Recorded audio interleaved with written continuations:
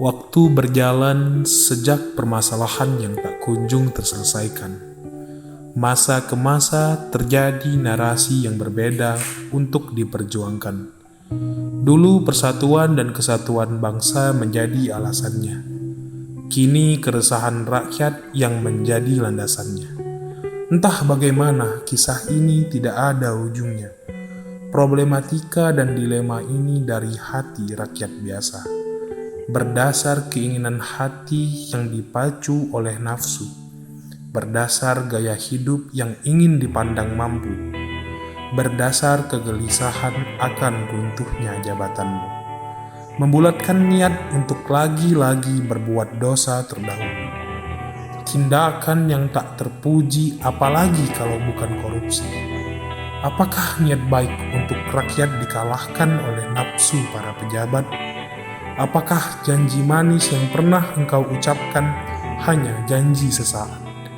Di saat masyarakat bertahan hidup atau mati, dikala penjuru negeri berduka dengan pandemi, dengan sadarnya kalian melakukan tindakan ini, pencucian uang dan pemufakatan yang mendapat keringanan, alasannya karena menyesali perbuatannya. Apakah seperti ini prosedur hukum yang ada? Ketika yang berada mendapatkan hukum yang mudah, ketika yang hidup sengsara mendapatkan hukuman yang menyiksa. Gagalnya tes TWK membuat publik bertanya-tanya, apakah ini merupakan salah satu bentuk pelemahan KPK? Banyak isu silih berganti dan terang-terangan terjadi, membuat masyarakat negeri ini berpikir, apakah ini salah satu bentuk para penguasa menumbangkan suatu lembaga?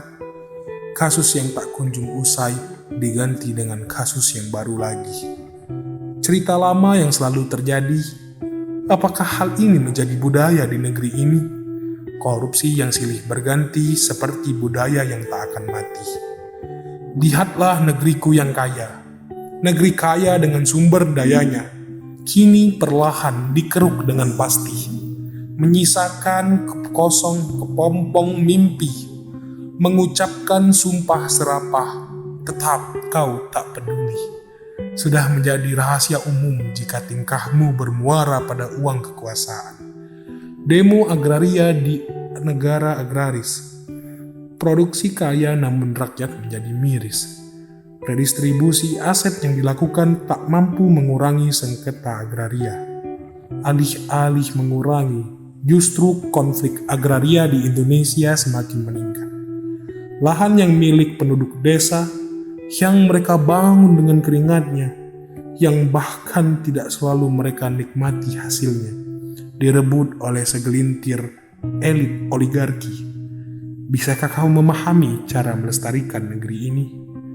Dilema negeri di mana hukum silih berganti, problematika undang-undang hingga kini masih menjadi masalah.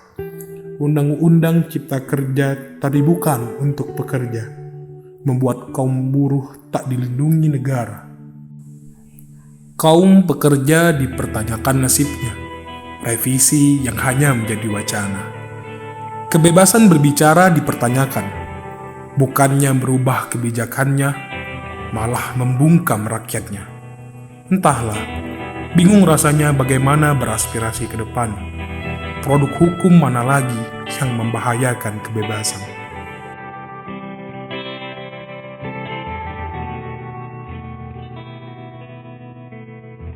Kaitkan dengan turunnya ekonomi. Komoditas tinggi tapi bukan untuk rakyat sendiri. Kebutuhan masyarakat dipermainkan oleh kaum penguasa. Bahan pokok yang naik turun harganya. Subsidi yang diberikan entah kemana perginya.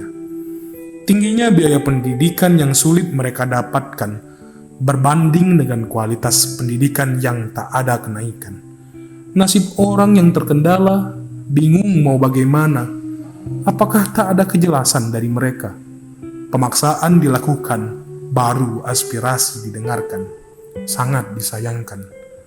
Tak hanya itu, kasus pelecehan pun kian muncul merajalela. Berbagai universitas dari Jawa, Sumatera, Kalimantan, semua merasakan kasus yang sama. Nafsu yang melahap kalbu berimbas kepada mahasiswa. Di manakah moral kalian? Itu perlu dipertanyakan. Trauma yang mendalam dialami oleh para korban.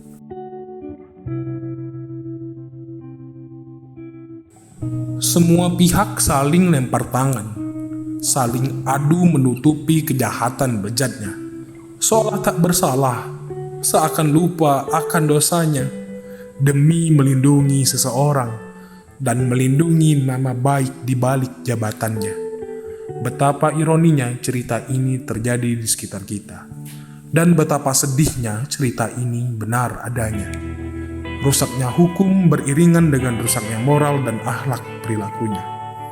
Sebagai orang yang berjiwa bangsa, sebagai orang yang peduli akan negerinya, sebagai orang yang mengharapkan kebaikan akan selalu ada, sebagai kaum nasionalis yang selalu membela kepentingan bersama, aksi dilaksanakan tanpa henti, turun ke jalan dengan semangat aspirasi.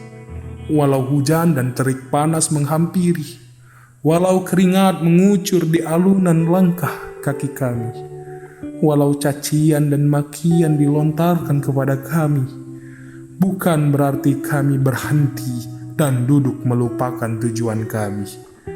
Tekad kami mahasiswa dan buruh akan tetap mengalir di nadi kami, demi harapan dan kebaikan yang akan terjadi nanti.